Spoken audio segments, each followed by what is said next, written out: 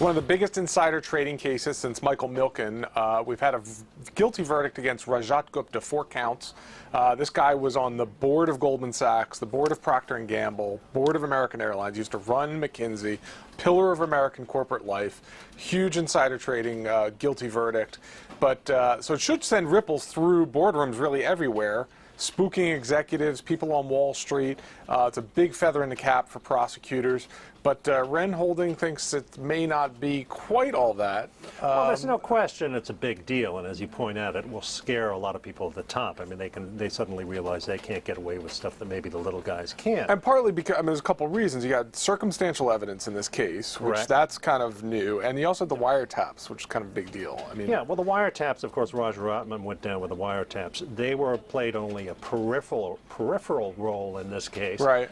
You know, sort of second-hand. Gupta was mentioned on wiretaps. This was Roger Rotman was the guy Gupta was. He was tipping off. Yeah, he was the guy. I mean, he called him seconds after a Goldman board meeting. I mean, it was a circumstantial case, but nevertheless, that's pretty strong stuff. Right. Now, the question is, though, I mean, is this really going to deter people from trading inside information? Right. I mean, we've had dozens of these insider trading cases. This is clearly the big fish. Right.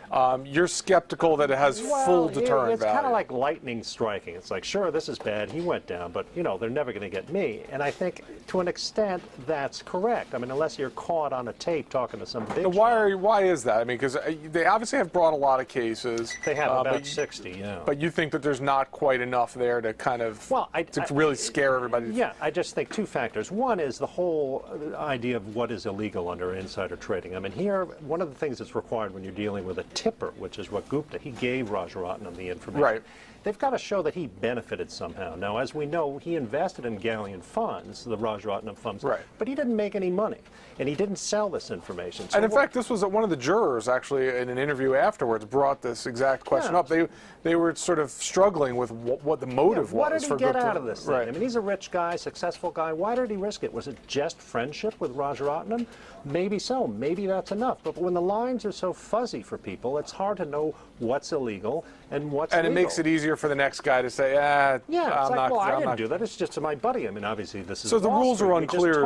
Right, the rules are unclear is one big thing. The rules are unclear, hard to enforce, hard to know what's illegal. Second thing is, big case, expensive case, hard case to prove. Fraud, criminal fraud, big deal.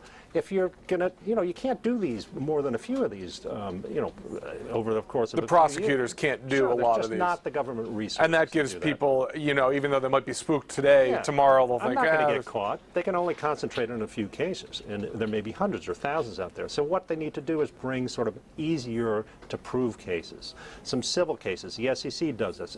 Dodd-Frank created this new procedure in administrative law court. The SEC can bring cases, abbreviated procedures, easier to prove. So you think more and more, a bigger volume of cases is liable to have a bigger deterrent effect then? And make the law clear. That's going to be the kind of things that deter people. These sort of lightning strike, big deal cases, you know, scary, good news, not really all that effective, I don't think, from deterring people from illegal behavior. All right, we'll leave it there.